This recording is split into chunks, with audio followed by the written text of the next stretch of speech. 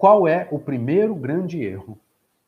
E que faz com que normalmente a gente acredite que é difícil, é o fato de que a maioria das pessoas pensa em alimentação em termos de alimentos, em termos de ingredientes.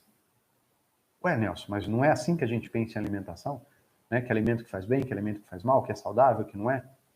Pois é, vocês percebem que isso é tão comum, é tão clássico, já está tão engessado dentro da gente, que a maioria não percebe que existe uma outra forma de ver que não seja essa. Então, olha, o primeiro grande erro é pensar em termos de alimentos.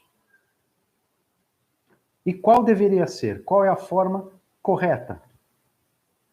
É pensar em termos de alimentação. Não, peraí, Nelson, você falou a mesma coisa, né? Não, são duas coisas completamente diferentes. Pensar em termos de alimentos é pensar nos ingredientes isolados. O que pode e o que não pode. Pensar em termos de alimentação é pensar no conjunto. Entenderam a diferença? Ué, mas não é a mesma coisa? Se eu penso nos ingredientes, nos alimentos, na hora que eu junto, eu vou ter o conjunto. Sim, porém, o resultado de um conjunto é diferente do resultado de cada um dos seus elementos. Como assim? Dependendo de como eu combino, ele pode ser saudável ou pode ser prejudicial.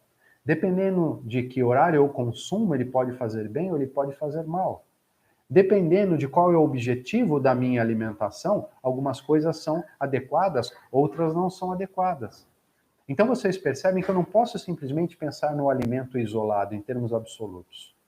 Eu preciso pensar em termos de alimentação, em termos de conjunto. E o que significa pensar em termos de conjunto, em termos de alimentação? Ao invés de focar o alimento, eu faço escolhas focando no metabolismo. Entenderam? A alimentação ela deve equilibrar o seu metabolismo. E a maioria das pessoas pensa que a alimentação ela deve ser um conjunto de alimentos saudáveis. Vocês percebem essas duas afirmações? Elas são diferentes?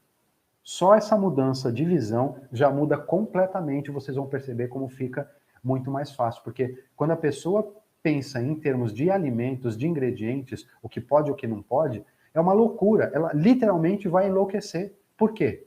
Existem alimentos que de determinada forma, para determinadas pessoas, em determinados horários, em determinadas receitas, são saudáveis, e em outras são prejudiciais. O mesmo alimento.